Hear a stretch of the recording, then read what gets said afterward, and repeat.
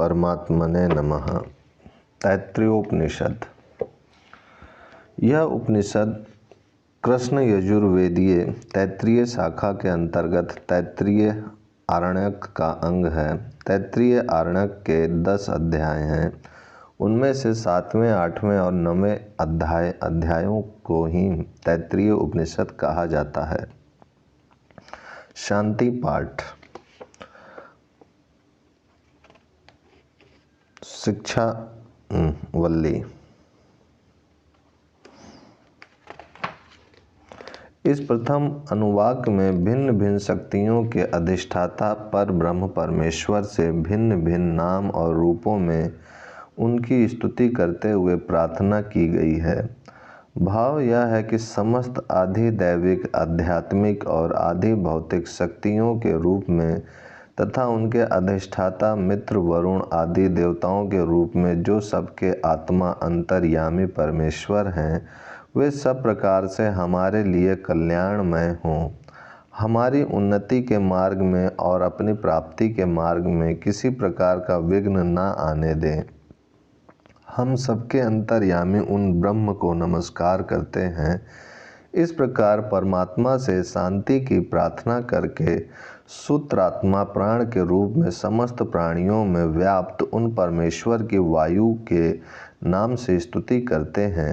हे सर्वशक्तिमान, सबके प्राण स्वरूप वायुमय परमेश्वर, तुम्हें नमस्कार है। तुम ही समस्त प्राणियों के प्राण स्वरूप प्रत्यक्ष ब्रह्म हो, अतः मैं तुम्ही को प्रत्यक्ष ब्रह्म के नाम से पुकारूंगा। मैं ऋतु नाम से भी तुम्हें पुकारूंगा, क्योंकि सारे प्राणियों के लिए जो कल्याणकारी नियम है, उस नियम रूप ऋतु के तुम ही अधिष्ठाता हो, तथा मैं तुम्हें सत्य नाम से पुकारा करूंगा, क्योंकि सत्य यानी यथार्थ भाषण के अधिष्ठाता देवता तुम ही हो।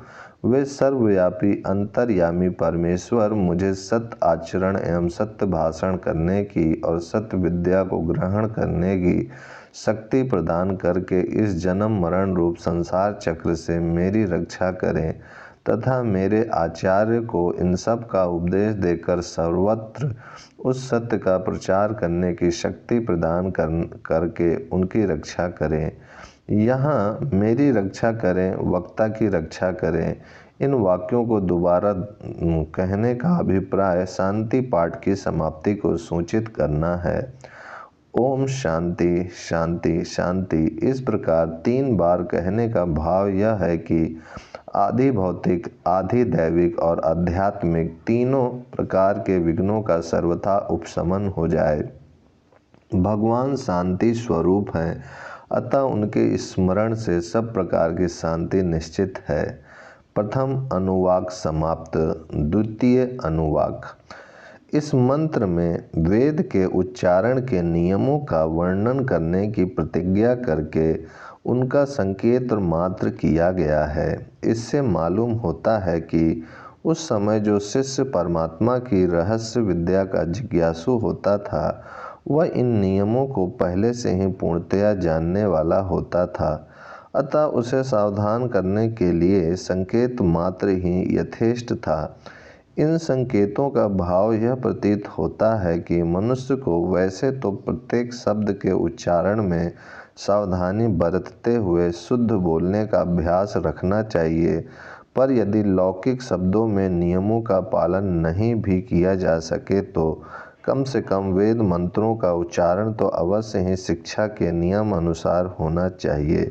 क, ख आदि व्यंजन वर्णों और अ, आ आदि स्वर वर्णों का स्पष्ट उच्चारण करना चाहिए। दंत्य स के स्थान में तालव्य स या मूर्धन्य स का उच्चारण नहीं करना चाहिए। व के स्थान में ब का उच्चारण नहीं करना चाहिए। इसी प्रकार अन्य वर्णों के उच्चारण में भी विशेष ध्यान रखना चाहिए।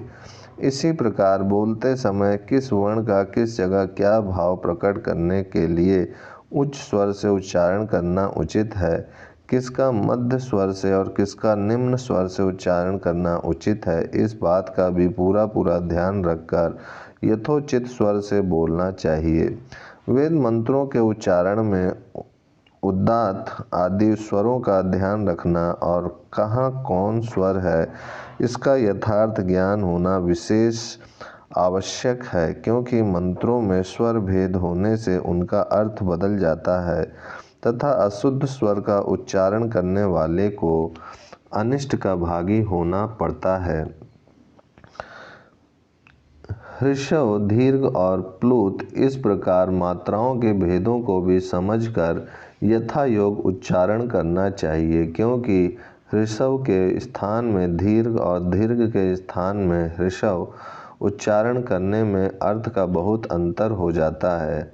जैसे सीता बल का अर्थ है प्रयत्न।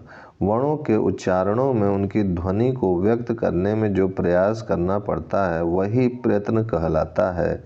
प्रयत्न दो प्रकार के होते हैं, अभ्यंतर और बाह्य। अभ्यंतर के 5 और बाह्य के 11 भेद माने गए हैं। स्पष्ट, ईषत्, स्पष्ट, विवृत, ईषद्, विवृत, संवर्त ये अभ्यंतर प्रयत्न हैं। विवार, संवार, श्वास, नाद, घोष, अघोष, अल्प प्राण, महाप्राण, उदात्त, अनुदात्त और स्वरित ये बाह्य प्रयत्न हैं। उदाहरण के लिए क से लेकर म तक के अक्षरों का अभ्यंतर प्रयत्न स्पष्ट है, क्योंकि कंठ आदि स्थानों में प्राणवायु के स्पर्श से इनका उच्चारण होता है। क का बाह्य प्रयत्न विवार, श्वास, अघोष तथा अल्प प्राण है। इस विषय का विशद ज्ञान प्राप्त करने के लिए व्याकरण देखना चाहिए। वर्णों का समवृत्ति से उच्चारण या सामगान की रीति ही साम है, इसका भी ज्ञान और तदनुसार उच्चारण आवश्यक है। संतान का अर्थ है संगीता संधि। स्वर, व्यंजन, विसर्ग अथवा अनुस्वार आदि अपने परिवर्तित वर्ण के संयोग से कहीं कहीं नूतन रूप धारण कर लेते हैं। इस प्रकार वर्णों का यह संयोग जनित विकृति भाव संधि कहलाता है। किसी विशेष स्थल में जहाँ संधि बाधित होती है वहाँ वर्ण में विकार नहीं आता, अतः उसे प्रकृति भाव कहते हैं। कहने का तात्पर्य यह है कि वर्णों के उच्चारण में युक्त 6 नियमों का पालन आवश्यक है। द्वितीय अनुवाक समाप्त। तृतीय अनुवाक। अब आचार्य अपने शिष्य के अभ्युदय की इच्छा प्रकट करते हुए संगीता विषयक उपासना विधि आरंभ करते हैं। विनयी शिष्य को भी ज्ञान और उपासना से उपलब्ध होने वाले यश और ब्रह्म तेज की प्राप्ति हो। इसके पश्चात आचार्य संगीता विषयक उपनिषद की व्याख्या करने की प्रतिज्ञा करते हुए उसका निरूपण करते हैं। वर्णों में जो संधि होती है उसको संगीता कहते हैं। वही संगीता दृष्टि जब व्यापक रूप धारण करके लोक आदि को अपना विषय बनाती है तब उसे महासंगीता कहते हैं। संगीता या संधि 5 प्रकार की होती है, यह प्रसिद्ध है। स्वर, व्यंजन, स्वादि, विसर्ग और अनुस्वार ये ही संधि के अधिष्ठान बनने पर पंच संधि के नाम से प्रसिद्ध होते हैं। वस्तुतः ये संधि के 5 आश्रय हैं।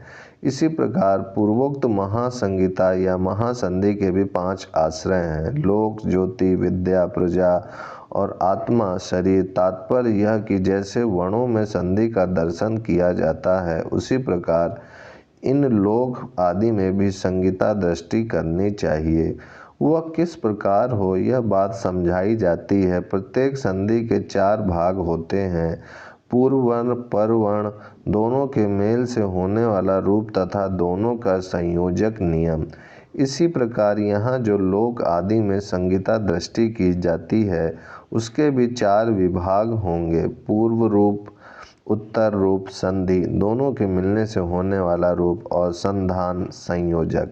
इस मंत्र में लोक विषयक संगीता दृष्टि का निरूपण किया गया है। पृथ्वी अर्थात यह लोक ही पूर्व रूप है।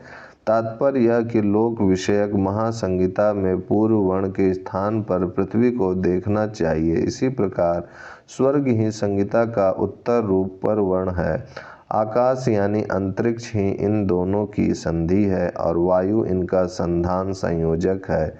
जैसे पूर्व और उत्तर वर्ण संधि में मिलकर एक हो जाते हैं उसी प्रकार प्राणवायु के द्वारा पूर्व वर्ण स्थानीय इस भूतल का प्राणी उत्तर वर्ण स्थानीय स्वर्गलोक से मिलाया जाता है, संबद्ध किया जाता है, यह भाव हो सकता है।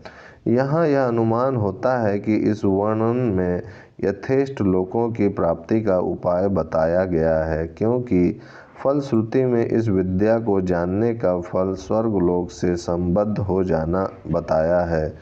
परंतु इस विद्या की परंपरा नष्ट हो जाने के कारण इस संकेत मात्र के वर्णन से यह बात समझ में नहीं आती कि किस प्रकार कौन से लोक की प्राप्ति की जा सकती है। इतना तो समझ में आता है कि लोकों की प्राप्ति में प्राणों की प्रधानता है।